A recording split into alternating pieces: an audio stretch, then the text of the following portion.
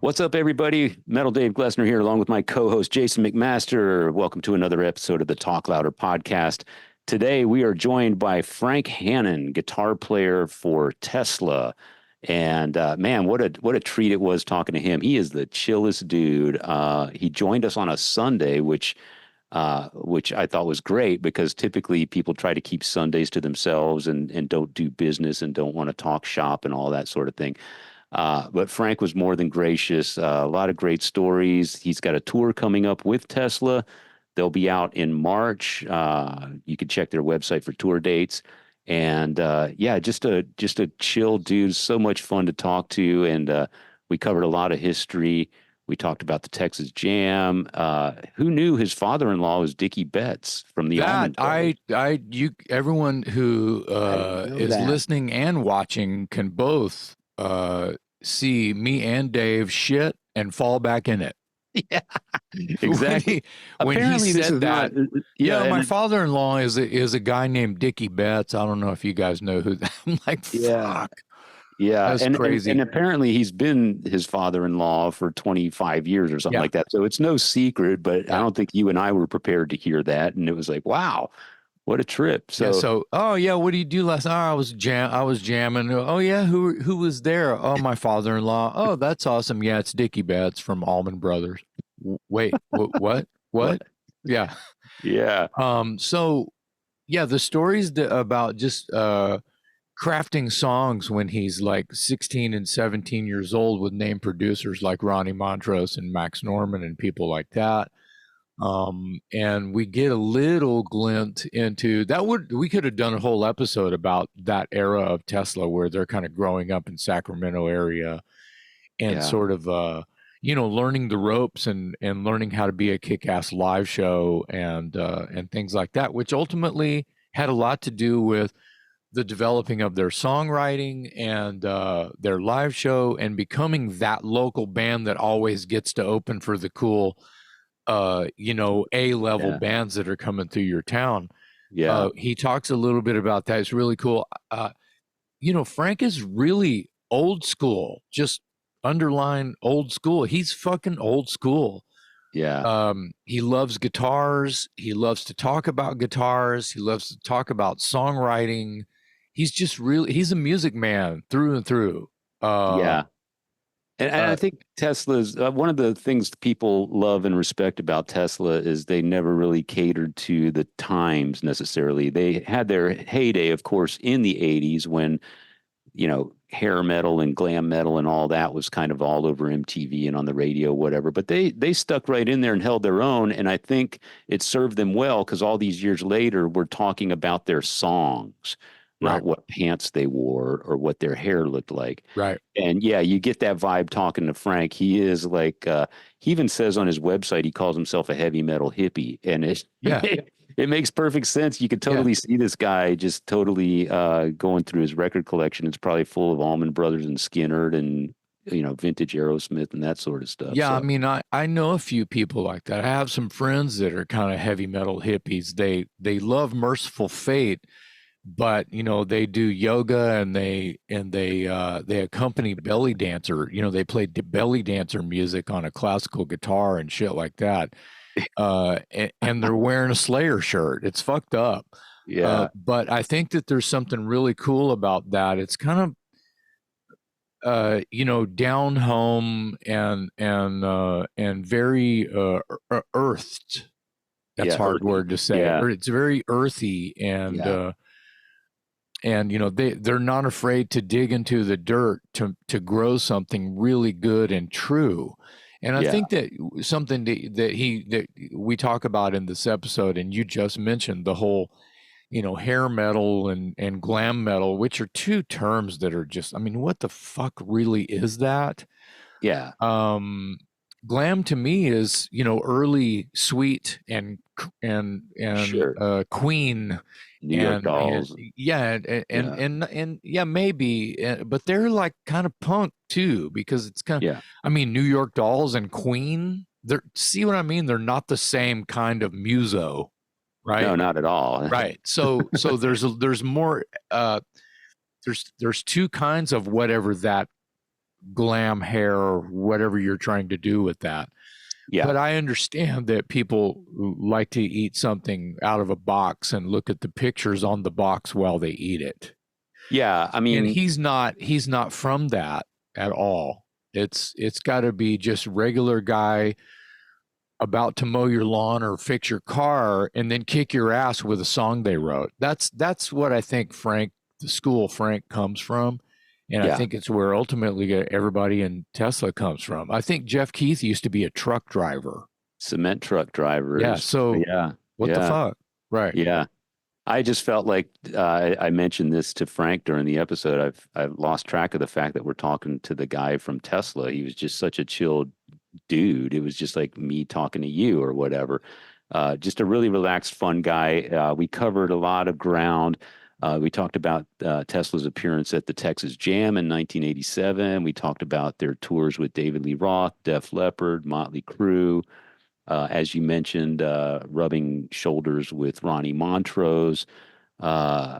Just a great storied career. And of course, I mentioned the fact that I think Tesla, man, almost single-handedly brought the acoustic guitar back in the rock world in the late 80s with that acoustic 5-man acoustical jam Well, record. to split it for a second, the idea that all what 80s metal was doing on MTV, and then all of a sudden these guys were playing acoustic sets up and down, throughout the US and on radio stations, helped that become trend. Yeah. And Frank even says himself, and you can hear it from him in this episode, but he says himself, that's not new. It's been around, No, yeah, it's been around forever. totally. So, He didn't claim to have created that at all. I don't think you're wrong though, Dave. I think right. that there's I think it came back because of spark. Tesla. Yeah. And as we mentioned, I mean, everybody all of a sudden had to do an unplugged record. Everyone from Alice in Chains to Kiss was doing unplugged records after the success. Days of the new. Yeah, exactly. Yeah. But Remember yeah, that? a lot of fun, a lot of fun today talking to Frank Hannon from Tesla on the Talk Louder podcast. Yeah.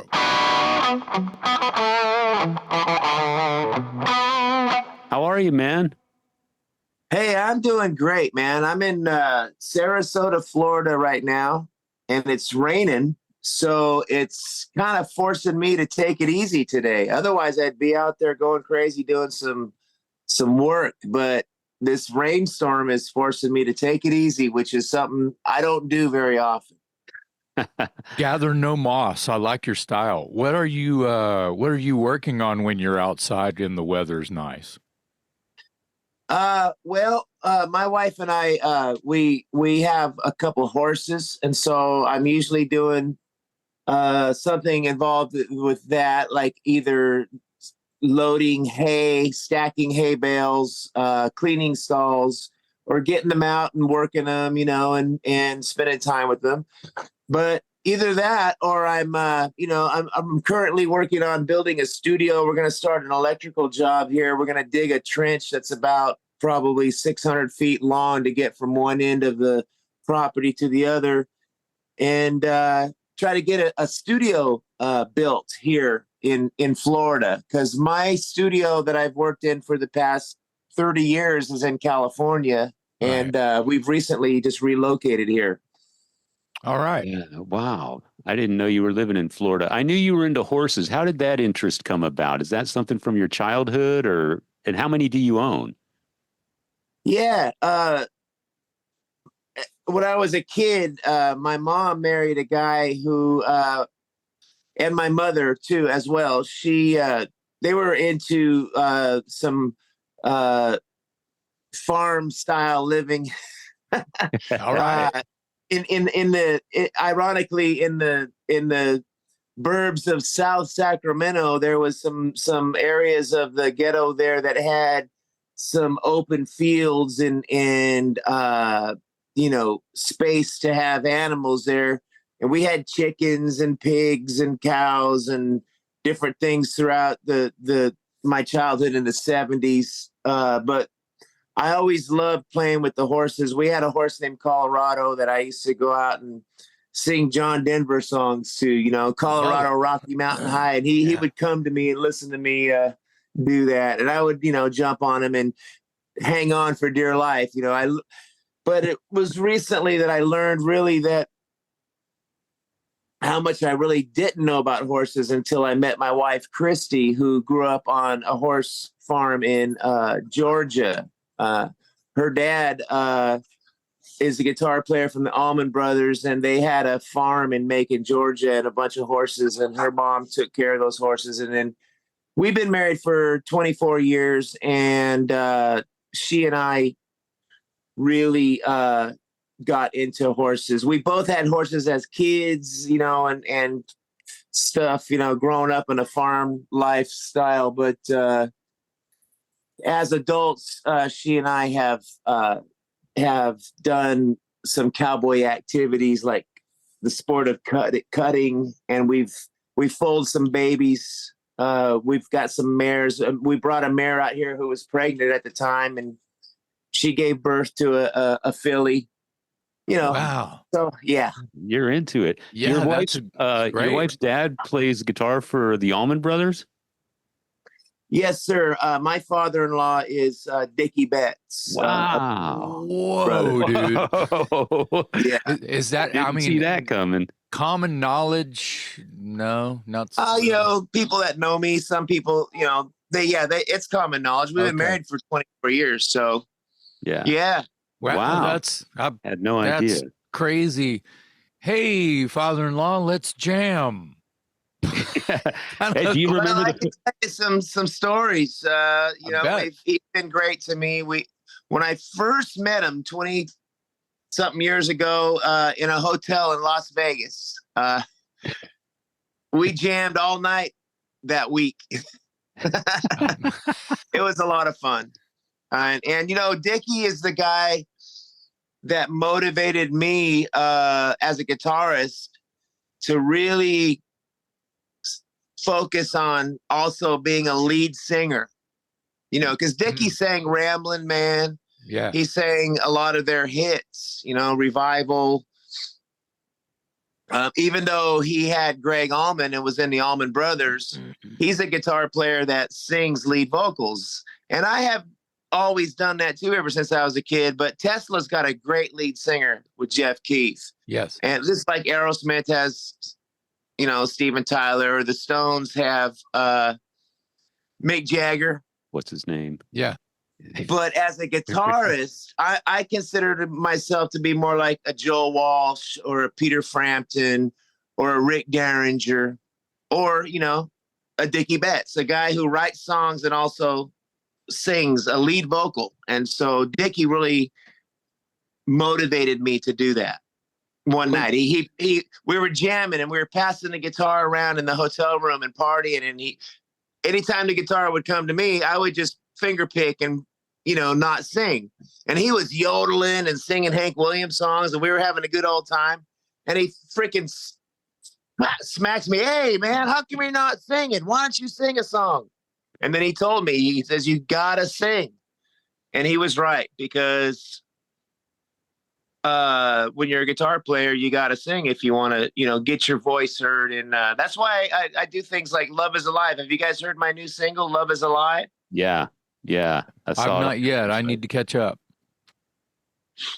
Yeah. Anyway, enough about me, man. What are you guys doing? Who am I talking to? Jason? I see your name there, Jason. How you doing, buddy? Is one of you guys a band called Dangerous Toys, or what? That's right. That's right. I run into you on the boat all the time. The last time that I ran into you, you were on. It's funny, but it's not funny. It's just an anytime, everyday occurrence when you're on the Monsters cruise to run into, you know, I use the term loosely, rock star in the hallway or on the stairwell. You were on the stairwell, and I think you had a black SG with a mirror pick guard, and you had it leaned over the railing, and you were working on it in a really odd place. Maybe you were in middle of stream of thought, or you were, you know, I had to stop and tighten this screw. right there on the fucking railing and on the stairwell on the boat. And I stopped because I love shit like that. It's a fucking black SG with a mirror pickguard. I got to stop and look. Whoa, dude, that thing is cool looking. It might have been an Epiphone. I don't care. It was fucking beautiful. Well, thanks. I think I remember that. I was maybe tightening my truss rod or something. Holy shit. Well, it probably needed it if it was an Epiphone. If I don't know, is it an Epiphone? Let me try to think. No, I've got a Gibson SG it's called a New Century. And right around the year 2000, when the New Century came in, Gibson made a short run of black guitars. They made a V, an SG, an Explorer, and maybe a Les Paul design. Only a couple hundred of them. They're black and they've got a mirror on the front of them. Yeah. And they're called New Century. That was the guitar you were banging on, i.e. fixing. Yeah. By yourself. It was a ghost town. You were in between things. You were on your way to play something, and you even told me real quick, like you're working on it, and I'm like, dude, that thing's cool looking, and you're like, just stream of consciousness. I don't even know if you looked up, dude. I don't even know if you looked at me. You just kept going, yeah, I gotta fix this. It was like a Forest Run kind of moment. You were like fixing, I gotta get this thing done so I can get to the stage and fix blah blah blah. And I'm like far out. And that was the last time. But I've seen you. Here's another thing: is I saw you do. I guess it was in the promenade. It was kind of under where all those staircases are in the middle of the boat. Yeah. And there was like you and Karabi did an acoustic thing. And I got under you guys' noses. I wiggled my way and sat down right in the middle of the floor and just watched both of you guys' sets and was blown away because you and Karabi are those guys that are these great guitar players, because Karabi's a fucking great guitar player. Yeah, he's a very talented guy. Yeah, and both of you guys are singing and playing these songs, and you're doing some covers here and there, and you had this hunk of wood that I cannot find anywhere because I wanted to try to buy one for myself.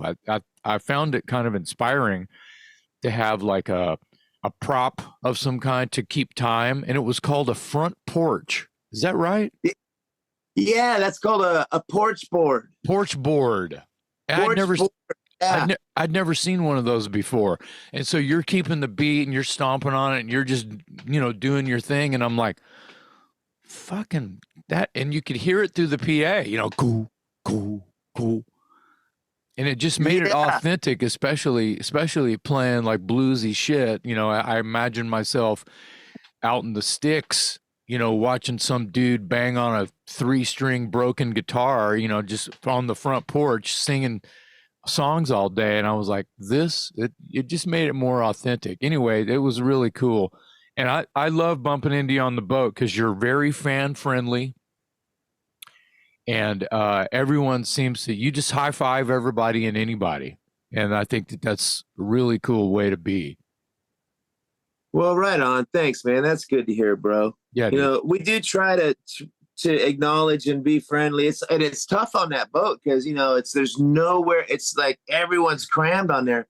But we've done a lot of those cruises, and Larry and everyone on that puts that together. They work so hard to give everyone a great experience on that ship.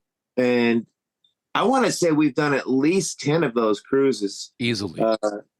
But the one that you're talking about, I remember with John Karabi, he and I had done some shows together in Idaho, a little 3-day run, and did a double bill where we sang and played acoustic guitar together. And I remember, I think he and we did Simple Man, I think, that night. But yeah, what a great memory. And, can you believe how long ago that's been? It feels like that's been ages ago. Yeah, it's at least 7 years ago. Wow. Yeah. So that porch board thing you're talking about, that is a really neat thing. Like you said, it's so simple, but it has that goo kind of chesty kick drum sound. Yeah. And the time I heard that, I was playing an acoustic show in Salt Lake City at a place called Porky's Barbecue. And it was and there was a little old man playing acoustic bluesy stuff, and he was stomping on one of those things. And I was like you. I was like, man, what am I hearing? What is that? And he was kind enough to show it to me, and he gave me the number of the lady who makes porch board. It's real specific, porch board. Right. And I became friends with her, and she sent me a few of them, and we were buddies. And sadly, she passed away of cancer. And the porch board kind of has not really ever become famous or anything. That's why I can't find one, because I actually looked for one. Yeah. I like to sit around and bang on my dad's acoustic and play Elton John songs, and I was looking for one of those just to kind of help me emote those tunes a little better, and I can't find one. It's got a piece of metal across a piece of wood and a little pickup in there and a jack, and it sounds really good if you plug it into a PA that has a subwoofer, because it's really like a sub-low bass thing. And his name is Paul. And if I can think of it, I'll try to find his number and get it to you. Great. Because I know he's got some porch boards left over that his mom made, but I don't know where they are, if they're in storage or what's the deal. I have seen some other types of stomp box kick drum things online for sale, but the porch board is the original, and it's got a very unique tone to it. Well, it's literally a piece of wood. It's a piece of wood with a piece of steel across that's about that high off of it, and when you step on that steel, it vibrates. Nice. Wow. Yeah, it's not like it doesn't sound like it's like a programmed trigger. It sounds like it's a hunk of wood on the floor. That's what it sounds like. It's its own acoustic instrument. Yeah. And when you hear it by itself, you're going, man, that thing sounds like shit. But then when you're playing with an acoustic guitar on top of it, it has a sub-low sound that really complements an acoustic guitar. Yeah, it's like the perfect, stay with me, cardboard box mic'd up. Yeah, exactly. Frank, I want to get to a lot of things with you, but let's start with the most timely stuff. You're about to go out on tour with Tesla. Give us a little rundown about when and where people can see you out on the road. So give us the update on Tesla, and then you mentioned your single. Talk a little bit about your solo project. Bring us up to speed on the latest with Frank and Tesla. Well, let's see. Right now, we're taking a short break, but come March 1st, we're going to be busy all month. I don't have the dates memorized, but I do know that during the month of March, we're going to be at the Ryman in Nashville, which is like the mother church of music venues. Yeah. We're going to be starting off in Kentucky and then working our way. We're going to end up in Nashville. And then we're going to end up at the end of the month, starting, we're going to be in Reno, Nevada with our good friends, the Greg Golden Band. And then Tesla will end up at the House of Blues again for 5 nights. Probably sold out because we have created a little bit of a history here at the Mandalay Bay in Las Vegas, doing what they call residencies, where you stay in the place for a week or two. Yeah. We'll be there for 2 weeks doing our residency in Las Vegas. And what's really cool about that for Tesla is because we're not traveling every night, we're in the same theater every night. We can go in there during the day and work on pulling old songs out of our set list and actually practicing. Yeah. Don't tell anybody. Which Yeah. bands don't really do, if I may, kind of say that anymore. I know the Toys don't. One and done's fine. See you at the gig, Uh, Yeah. Especially now that we're like older, it's like, I mean, think about it. When we were kids, man, getting in the garage and jamming with your buddies was like fun and the ultimate deal, yeah, we would do that 5 nights a week. We would like lose jobs and not care about anything other than getting in there with each other. It was like you were like a small army and you only had one goal, and that was just to turn it up and have fun, being creative, and that was it, man. Those formative years, obviously I'm getting excited about that because that used to be, there was a long stretch of years where that was my only life. And then when you gain some kind of momentum, that seems to go away. Like you say, when you get older and you have a footprint, you have to sort of try to expand upon that art of just getting in the garage starts to dwindle a little bit. It's kind of sad. So yeah, that's cool that you guys can revisit that on a cool on the stage you're going to play on that night and kind of run through things all like, over coffee. Yeah, exactly. Because normally, and as you know, man, it's like you're on the go. You got to get up at 4 to catch a flight at 7 a.m. to make it to Sioux City, Iowa in time to play the gig.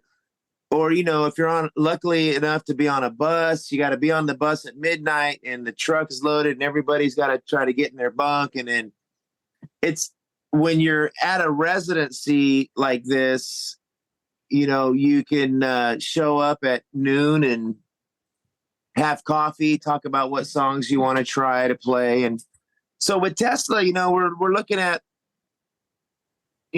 almost a 40-year career of songs, and we've experimented now with rewriting some of the songs in a different key, and some of the songs actually sound better to me, to my ear, now that we've changed from like the key of A maybe down to the key of E, and it's really not that hard to do. And we would much rather do that and keep it 100% real instead of putting fake backing tracks behind the band.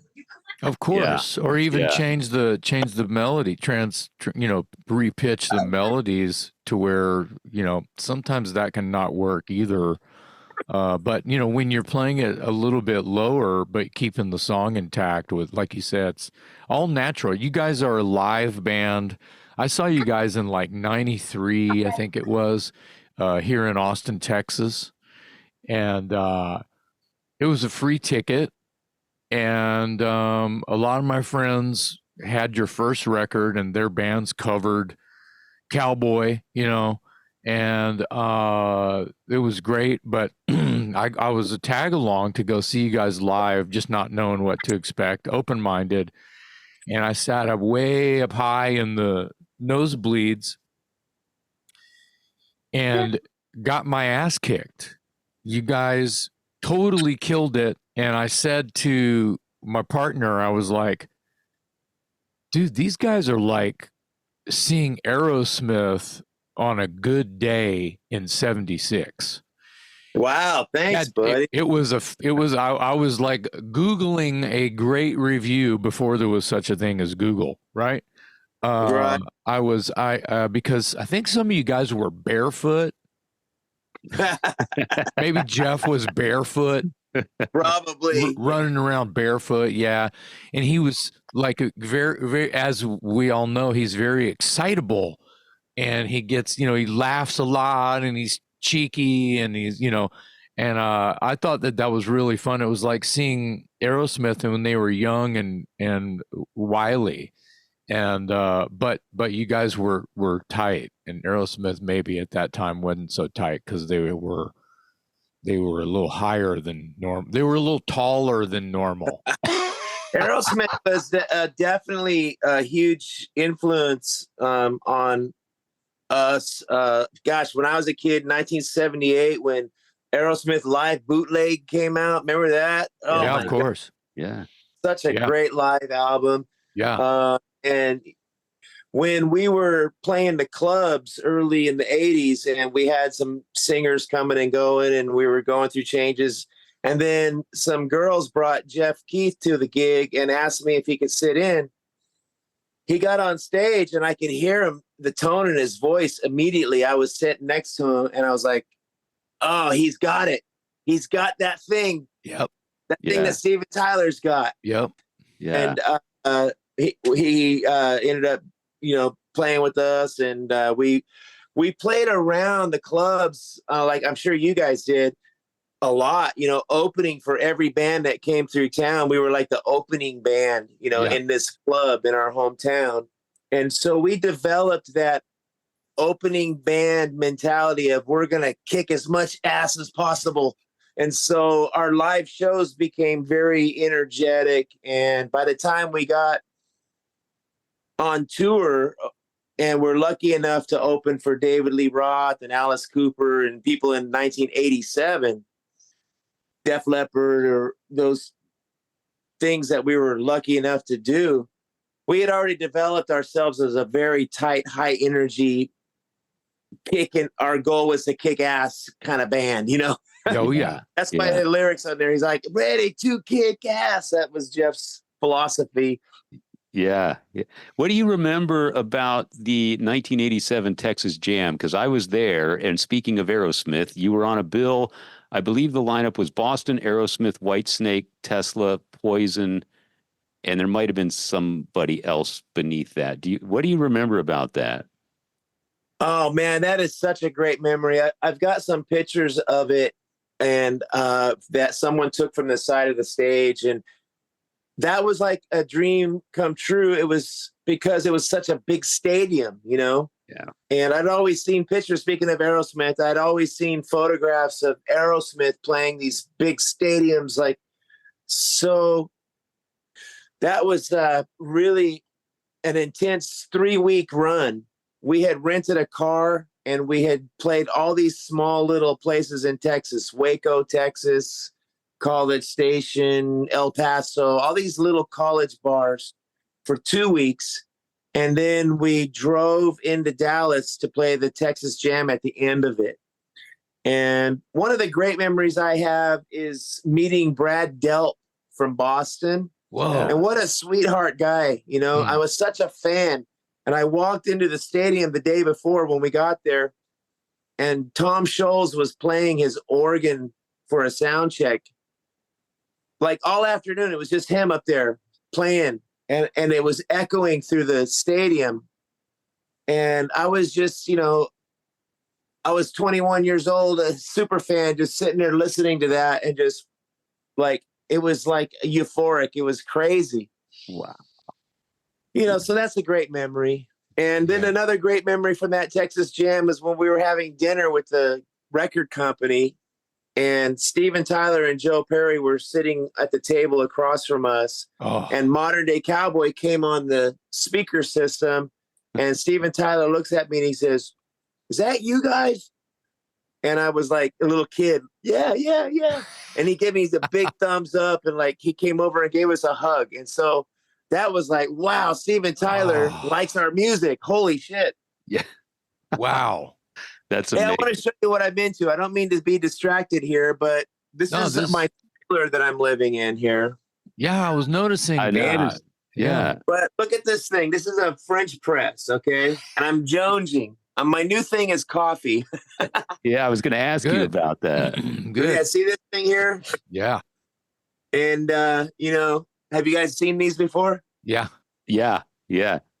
I got to get me some. So yeah, I'm do it. it. Yeah. You can talk and talk and get your caffeine on for sure. Absolutely. You guys, because I'm sitting here jonesing.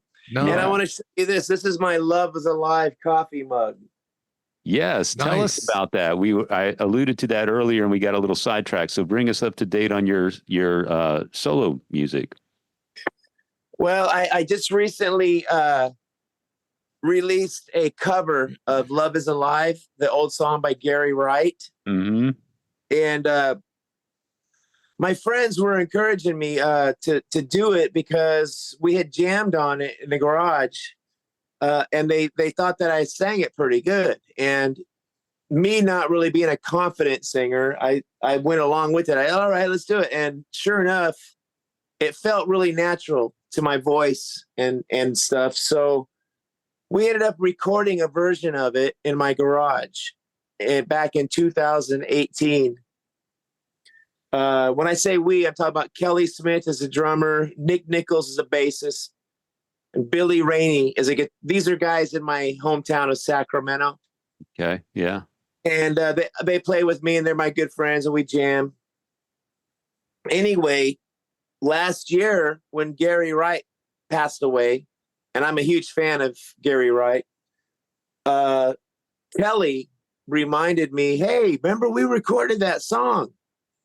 So I thought, well, this would be a great opportunity to pay tribute to Gary Wright and put this song out and pay some respect to Gary Wright. So we shot a video for it. I remixed it and I put it out. And so far, the response has been great. A lot of my Tesla fans and my personal little fan base that I have, they've really enjoyed it. So that's been rewarding. And I did it this month because Valentine's Day and Tesla's not working, Yeah. So whenever Tesla's not doing anything, then that's when I pursue my own solo creative craziness. Yeah. Yeah. I wanted to ask you, when we have musicians on the show, especially guitar players, we often ask, do you remember when you got your first guitar? I'm going to one up the question, though. In your case, do you remember when you got your first double neck guitar? Yeah. Because you're kind of known for that. I mean, you think of double neck, especially the SG, you think of Jimmy Page. And then I think right after that, I think maybe Alex Lifeson and then Frank Hannon. Well, gosh, thanks for including me in that list there. That's an honor. Thanks. Trifecta. There's Don Felder is one of the double neck. Okay, there you go. There's another one. So do you remember? I'm super influenced and super influenced by all of those guys. Alex Lifeson, Jimmy Page, Don Felder. Yeah. But yeah, the first double neck I ever got was from a place in New York City. It was called We Buy Guitars. And it was on 48th Street. Back in the 80s, there was a street, 48th, 47th, I can't remember. There was one street in Manhattan that was all guitars. It was nothing but guitars for sale. Wow. And we were recording our first Tesla album in upstate New York at a place called Bearsville, which was about an hour north of the city of New York City. And the producer that we were working with lived on Long Island, which you had to go through the city to go to his house. So about 2 weeks before we finished our first album, the recording of it, we all decided to go visit the producer at his house, and we drove through the city to get there. And I asked the guys, hey, while we're driving to the city, can we please drive down 48th Street so I can see this Wizard of Oz street that's got all these guitars for sale, Yeah. And we did. We drove through New York City, and I was looking in the windows of these guitar shops. I mean, you got to imagine, I'm from a much smaller town. I've never seen anything like this, where there was just so many guitars and like a solid street of just nothing but vintage guitars for sale. Anyway, in the window of We Buy Guitars was a 70s Gibson double neck that the producer helped me buy, and I ended up using it on the first album. And it was a walnut color, dark brown Gibson SG double neck that I used on that first album. And then we got some stuff stolen. We had a truck stolen in Stockton, California. And all of our guitars and amps and stuff got ripped off.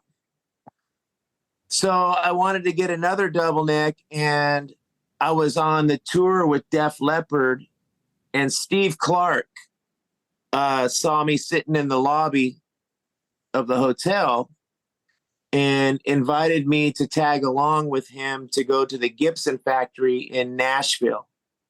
And so we went. It was Steve Clark, maybe Phil Collin, I'm not sure, but it was his guitar tech and me and one of our roadies. We got in the car or the van and went to the Gibson factory, and they were, at that time, this is before Slash and before Gibson had made a comeback, and Steve Clark was like he was the prince of Gibson. He was the only guy really playing a Les Paul so much in that heyday of 80s music. Yeah. So they were giving him carte blanche, man. Wow. Yeah. Steve Clark was like the king at that time. You know, this is like Hysteria, Pyromania era of Def Leppard. Yeah. And I was tagging along, and I got really lucky, and they gave me a double neck that I still use to this day. It's the only guitar I've got left from the old days. It's a cherry red 87 Gibson double neck guitar that I used in all those videos and Love Song and all that stuff. Yeah. Speaking of Steve Clark, one of my favorite Tesla songs is Song and Emotion. I think that song is just amazing, and you dedicated it to him, of course. What do you remember about Steve as a person? You know, as someone who got to spend so much time with him, tell us a little bit about him as a personality. What was he like?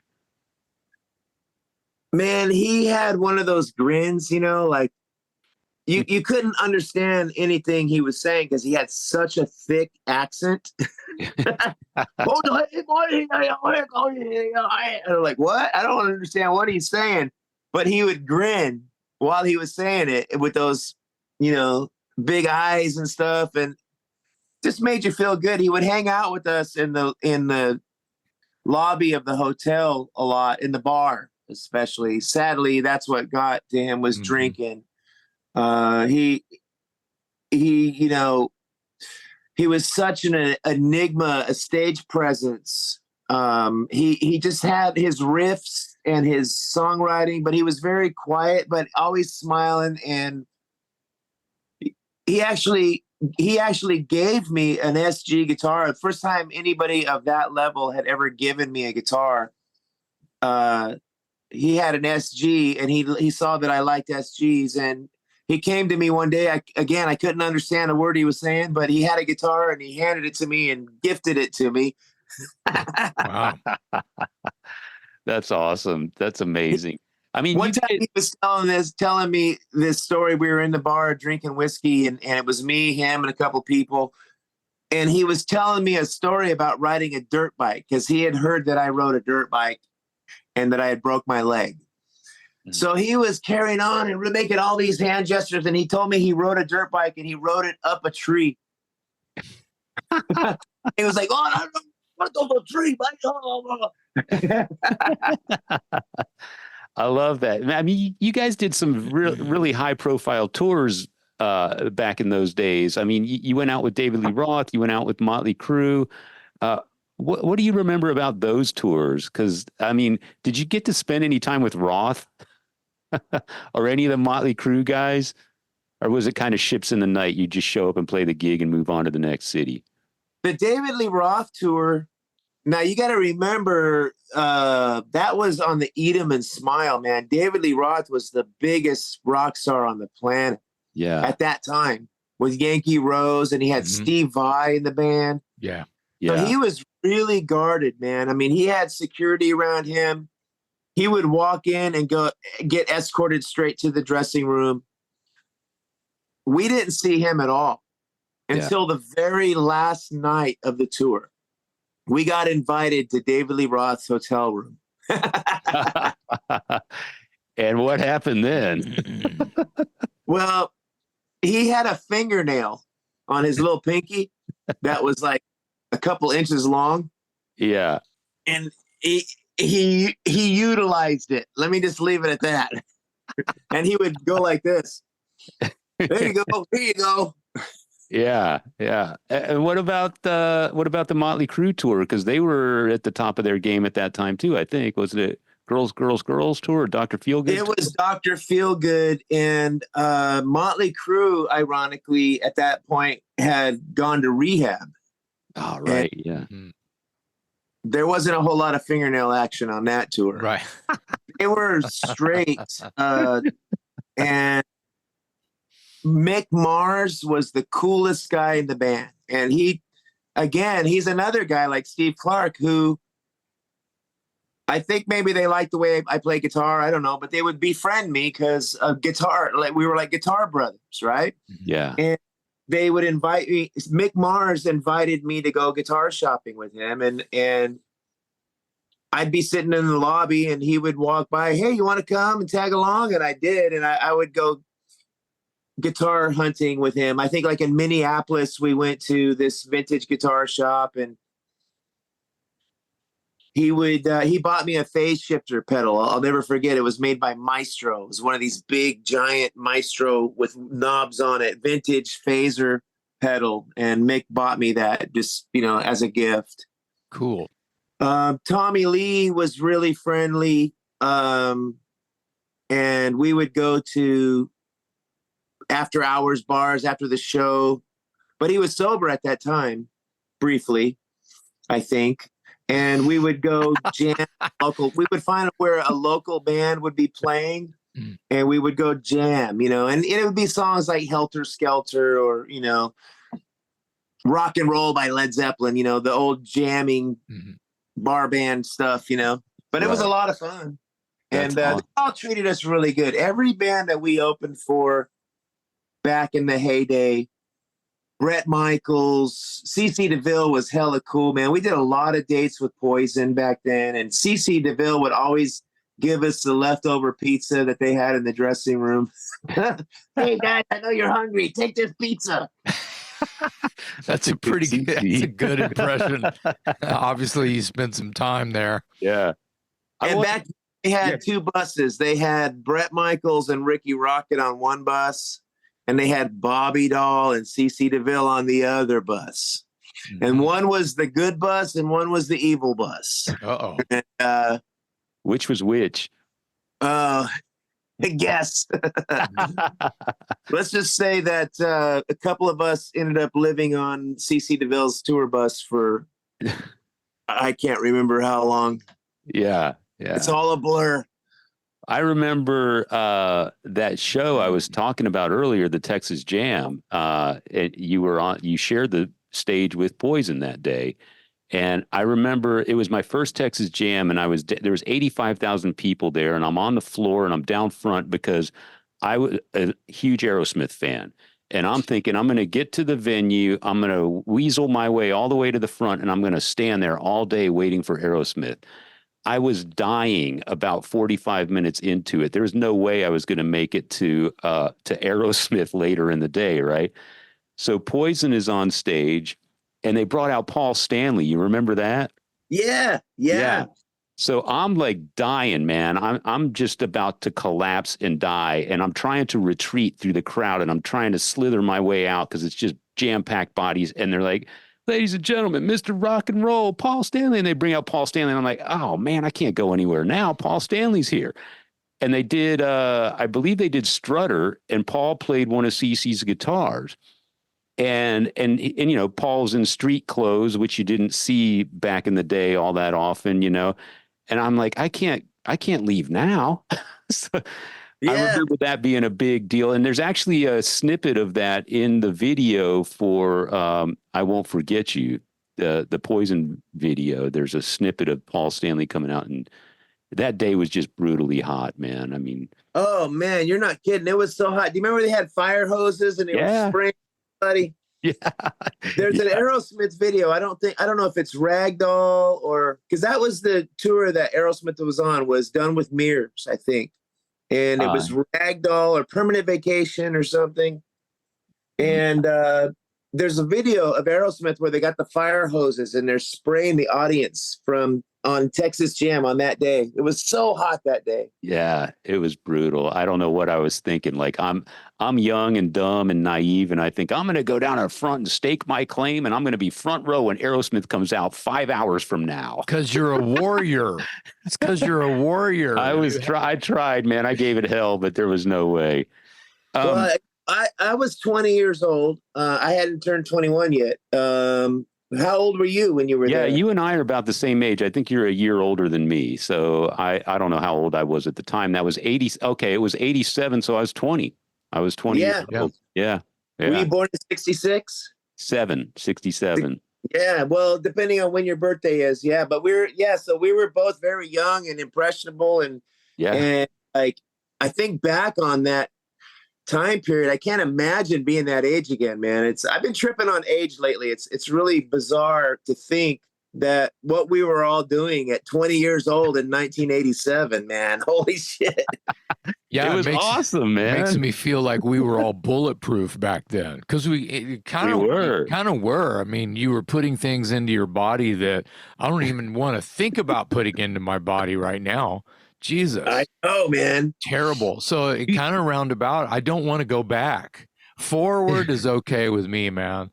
And, no regrets. Yeah, and it's better than the alternative, right? Oh, my God, yeah. So Frank, Tesla is famous for, you guys came up at a time when hair metal and glam metal, or whatever you want to call it, was all the rage. And you guys are known for being not like that at all. And I think that's one of the reasons. First of all, your music is timeless, but you were never really trapped with an image that's going to date you either. So my question is, was there ever a push from the label or management or anything to try to glam you guys up, or were people just willing to leave you alone? Well, yes and no. There was a team of people that we were working with from the label and the management. And they all kind of had different opinions on what Tesla should or should not be. There was a lady there was a video director that filmed videos for us, that worked in the video department and the publicity department, who was always trying to get us to get dolled up.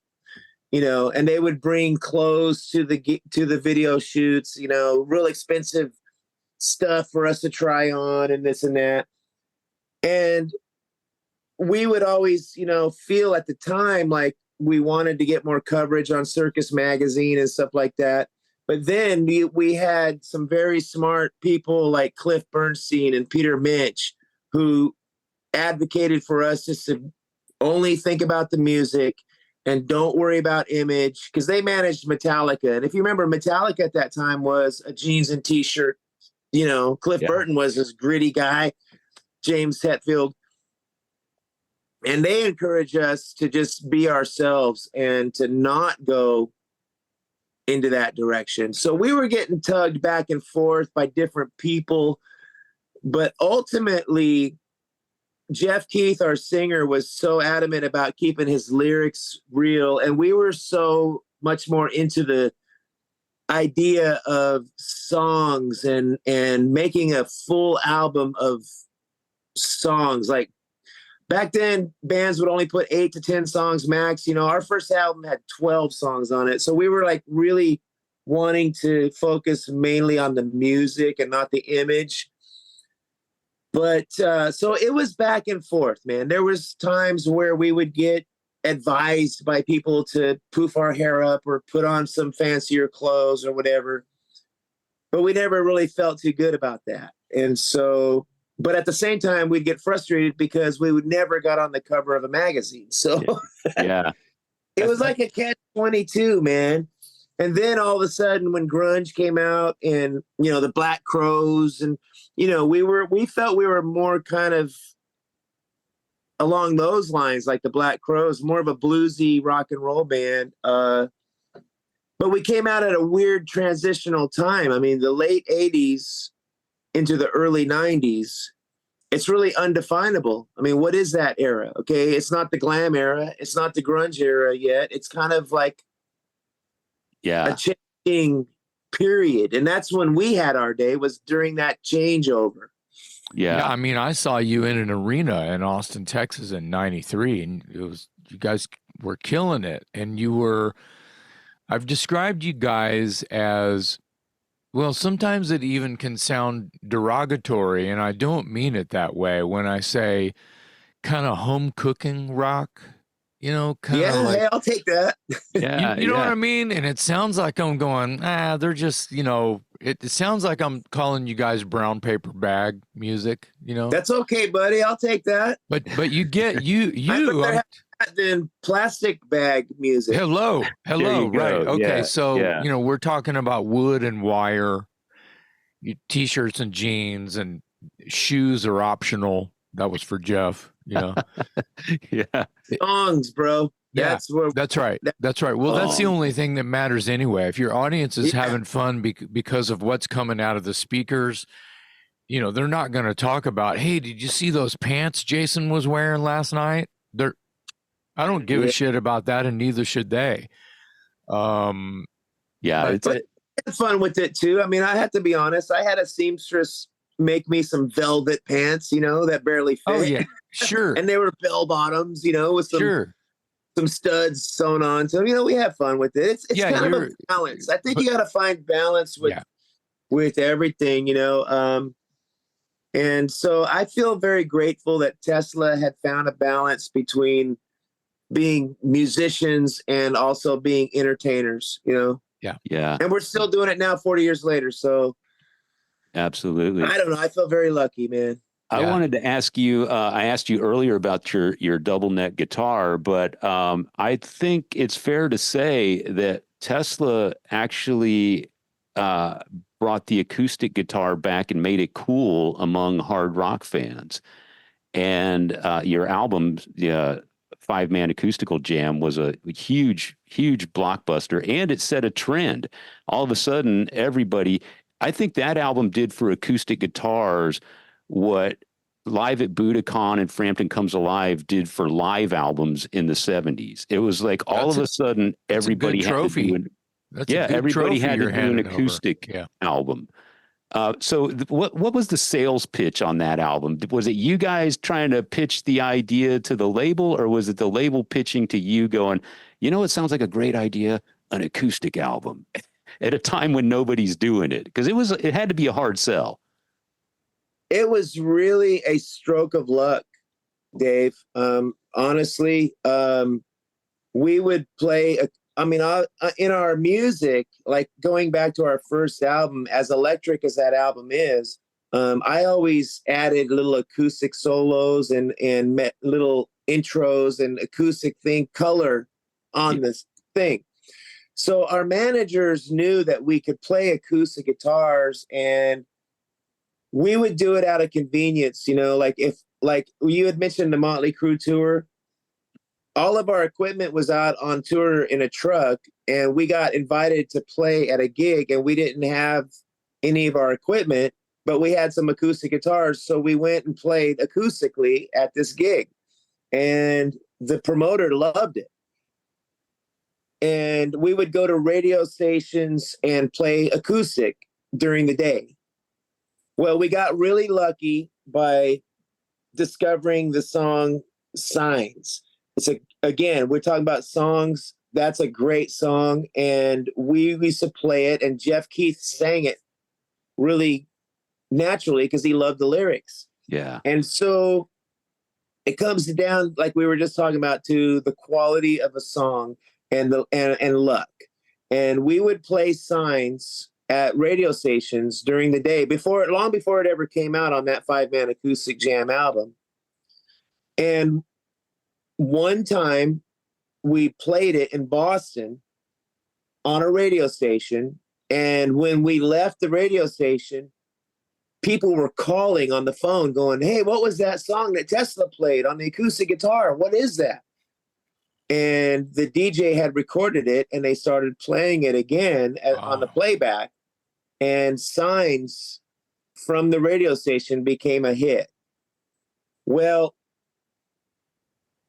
again, fast forward on that Motley Crue tour, we didn't have our equipment, and we decided we didn't want to go home. We wanted to book some shows, and so we played a couple clubs, and we played them acoustically, and we recorded it, and that's what ended up being that 5-man acoustic jam live thing. But by no means did we invent it. I mean, the Allman Brothers were doing acoustic. Led Zeppelin did acoustic sets with, going to California and all that stuff.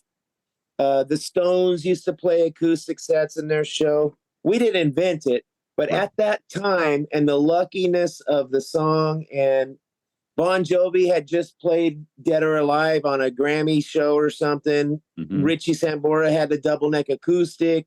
Yeah. Tesla came out and we did our thing.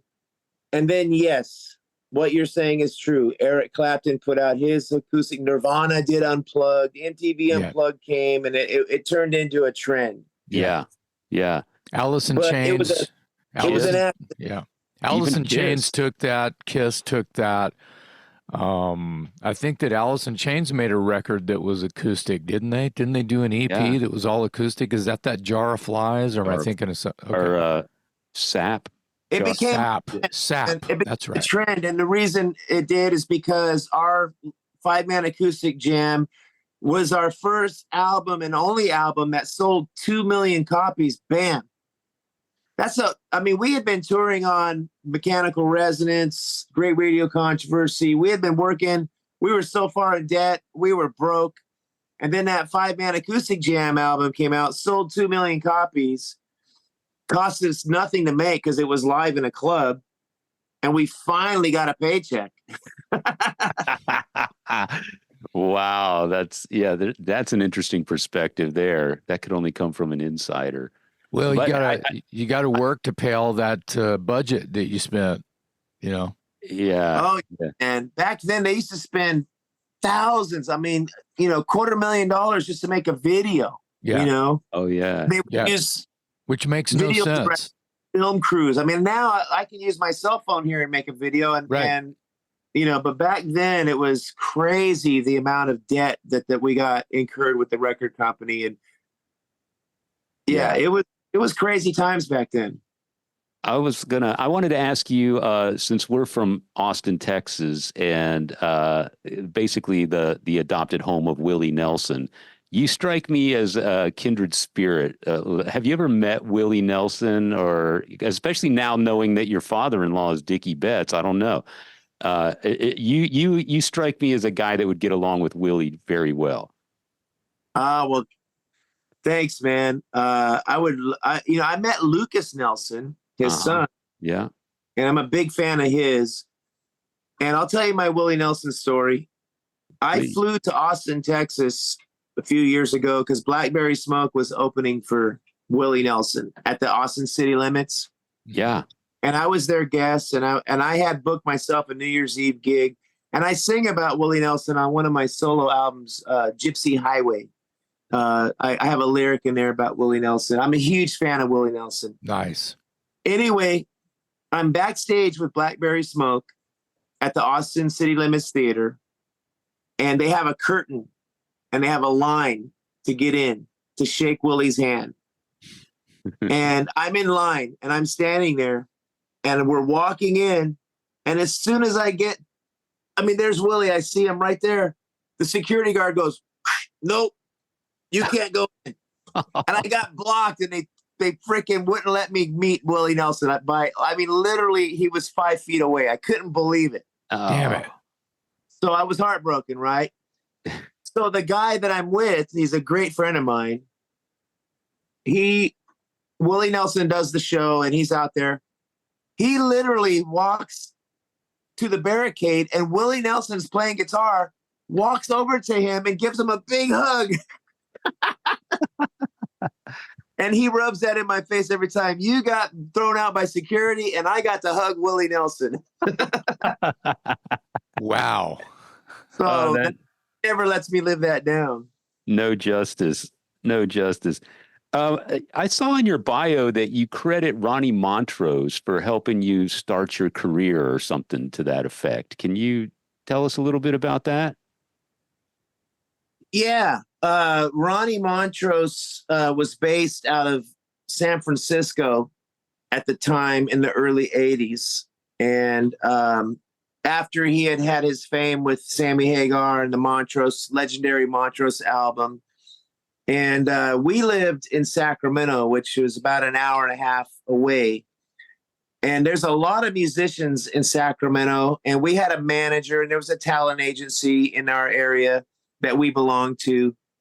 And Ronnie Montrose made it a habit to drive up to Sacramento scouting for new talent and musicians to produce because he wanted to be a producer.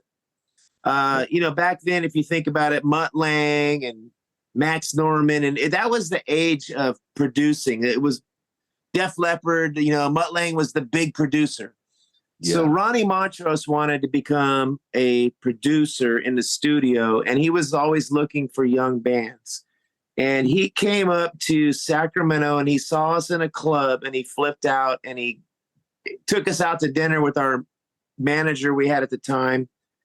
And he came to our rehearsals, and he coached us. He gave me lessons on how to play slide guitar. I was 16 years old at the time. Wow. He became a coach, and he coached us. He's the one that brought the song Little Suzi's on the Up and recorded it with us on our first demo tape. And that song has become a staple for us. Sure. Yeah. He introduced us to Dwayne Hitchings, who was another producer, and they collaborated and would produce. When I say produce, I mean coaching and giving, listening and telling us, making suggestions, helping us develop our musicianship and our songwriting. Ronnie Montrose and Dwayne Hitchings, and before Tesla's first album even came out, every one of those songs got critiqued by different people. Ronnie Montrose, Max Norman came out. And basically they would listen to the song and they would tell you that part sucks. Get rid of that part. Try this part. And basically coach us. And that's what Ronnie did. And, we really looked up to him because he was a legend, and he is a legend. And he was definitely a big part of teaching us how to write songs. Wow. Wow. Yeah, I owe some of that to Max Norman, who we just had on our show here at Talk Louder Podcast. And we talked shop from days from Sound City, recording out there in Van Nuys. And awesome. Yeah, in the rehearsal rooms across the parking lot there, did pre-production out there with Max, and we didn't have all the songs quite cooked yet. There was especially Scared. That was one that we had to dissect a little bit, and get the intro is in F, and we just had the whole song. That section was E all the time, but it was a great idea to start that in F because it gives movement, shift to the tone and the vibe of the song, and you don't even realize that even happens. And I believe Max had something to do with that, as well as and the way you get in and the way you get out, the story you're telling in between is what I learned from Max. Like there were parts of songs, there was no breakdown, but there was a lot of holes. Like you got a vocal line and then there's a jam and then there's a vocal line and there's a jam. Well, he goes, why don't you put noodly bits in the middle of those? And I was like, oh, so everything's like talking to each other. And so I attribute that to knowledge by working with someone who's just been around and been in the room with bands, right? Not really collaborating, but like you said, coaching. And giving the song cohesiveness. And I feel like I write a much better song because of those early days. And I was fucking green, man. So you soak all that shit up when you're 20. You soak all that shit up. Yeah, that's a great story, Jason. That's awesome. Yeah, we had a similar experience with Max. He came out and spent a week with us at a rehearsal. Basically, for us, we got auditioned by producers and they all passed on us. Like Max worked with us for about a week and he's like, you guys aren't ready. You're not good. Yeah, that sounds like Max, though. That sounds like something he would say. Process, he did the same thing that he did for you. He took one of our songs and had us like repeat the bridge and come back to it and create some space and taught us some things. Ultimately, because he's a listener, you know, the producer, if they're talented, they're on the outside. Like us, we're players, so we're on the inside. We're playing. We're not really listening. So that the coach's role or the producer's role, if they're really great, like Max Norman, or you know, we got to work with another guy. There was a few of them. Peter Collins, I think, was his name. And ultimately Steve Thompson and Michael Barbero. And back then, if you remember, you were probably doing the same thing we were. We would use a ghetto blaster. Yeah. And we would record the band and we would try all these ideas that the producer had and we would listen to it back on the cassette. I'm literally looking around because I think the ghetto blaster we used is in this room. I see some cassettes on your wall back there. It's fucked up. I still have it. It might be in my garage, but I thought it was out here. Anyway, yeah. Click. Yeah. You know. Yeah. All right, rolling. You know what I mean? You can hear the room and shit, dogs barking and shit. Yeah. But what's powerful about that is when you listened back and you weren't playing your guitar, you were just listening. It was like, whoa, okay, now I hear what they're talking about. Yeah, it doesn't lie. Yeah. It's got to be different for you guys to play the role of spectator or audience member, you know, because as you said, you're in the bubble, you're too close to it. And then when you're not busy and you're just using your ears, different things come to life for you, or things become apparent, whether good or bad. You see things or hear things that you didn't realize because you're too in the moment when you're playing. You don't have the same set of eyes when you're in that. Right. It's like a different hat almost. Yeah. Separation. Yeah. Frank, man, I told you we would only keep you an hour today, but I mean, it's so much fun talking to you, man. You're just a chill dude, and I there's been moments here in the conversation where I forget that I'm even talking to the guy from Tesla. I was bragging, Frank. I was bragging on you to Dave earlier. I was like, the dude is so chill. It's going to be great. Talk about fucking, growing oranges. It's not going to, won't matter. I feel like we're all just hanging out at a backyard barbecue or something. It's cool. And you got the history and the stories that make it interesting. So I really appreciate you sharing all that with us today. Thanks, guys. And I appreciate you too, man. And it's great that music is such a fun gift that we got, man. And the three of us, I can tell we're very passionate about it. Being fans, I'm still a huge fan of all the artists we talked about. And thank you, man. Thanks for having me on your show.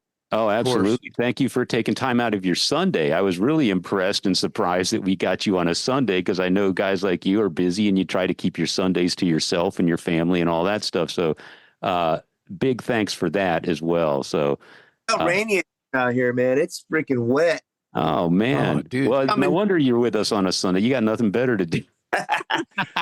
No, they asked me if I'd do it, and I was really happy to do it. So I know. I'm just kidding. I'm just kidding. You guys are in Austin. I look forward to getting back there. I don't see it on the radar yet, but I know we definitely will be back at the ACL this year, I'm sure.